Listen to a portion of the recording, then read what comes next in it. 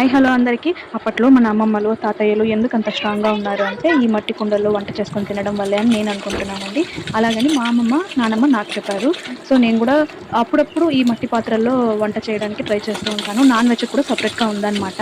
So, హెల్త్‌కి healthy ఇప్పుడుండే steel గానీ, అల్యూమినియం గానీ అన్నీ కొంచెం ఏవైనా నాన్ స్టిక్ ప్యాన్స్ గానీ అన్నీ కొద్ది రోజుల తర్వాత పైనుండే లేయర్ అనేది కొంచెంగా మనము బాగా గరిటె పెట్టి కలిపేటప్పుడు అందులోంచి లేయర్స్ అనేవి తప్పకుండా అన్నిట్లోంచి వస్తుందండి. కానీ ఇది చాలా హెల్తీ అండి. దానికోసమని నేను ఇది ఎప్పటినుంచో యూజ్ చేస్తున్నాను. కానీ వీడియోస్‌లో నేను చూపించలేదు.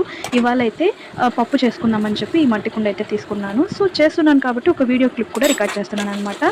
దానికోసం ఏం లేదండి. మట్టి పాత్ర ఎప్పుడు హీట్ చేయకూడదండి. కొంచెం ఆయిల్ గానీ, అదే విధంగా కొంచెం వాటర్‌తో గానీ ఉన్నప్పుడే మనం స్టవ్ మీద పెట్టుకోవాలి. ఆయిల్ రాసుకున్న తర్వాత దీనికి మళ్ళీ సెపరేట్‌గా పోపు పెట్టాల్సిన పని లేదండి. స్టార్టింగ్‌లోనే పోపు పెట్టిన తర్వాత ఆవాలు, జీలకర్ర, కరివేపాకు, ఎండుమిర్చి, ఆనియన్, టమాటో వేసుకున్నాక బాగా వేయించుకోవాలండి. అవి వేగిన తర్వాత మన కారానికి సరిపడ్డ ఎండుమిర్చి వేసుకోవాలి. మా పిల్లలు తింటారు కాబట్టి నేను కొంచెమే వేస్తున్నాను.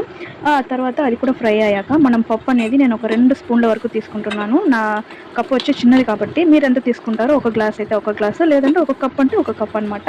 అలా వేసుకొని ఆ పప్పు కూడా ఆయిల్‌లోనే ఒక 5 మినిట్స్ బాగా వేయించుకోవాలండి. వాటర్ అనేది ఏమాత్రం వేయకూడదు. అది వేగిన తర్వాత కొంచెం తీసారంటే లైట్ బ్రౌన్ షేడ్ వచ్చుంటుంది. అలా వచ్చినప్పుడు మనము 1 ½ గ్లాస్ వరకు వాటర్ అనేది యాడ్ చేసుకోవాలి. అది వేసుకున్న తర్వాత మనం మూత పెట్టి ఇది ఉడకడానికైతే కొంచెం టైం పడుతుందండి. ఇదే ప్రాసెస్‌లో నేను కుక్కర్‌లో కూడా చేశాను.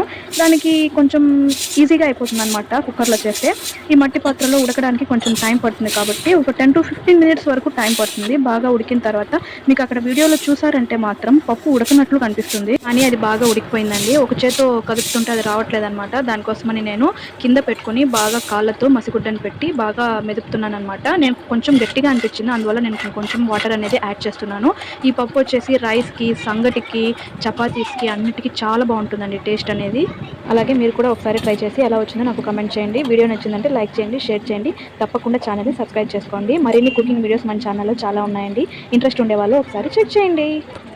Thank you for watching my video. Eat healthy and stay healthy.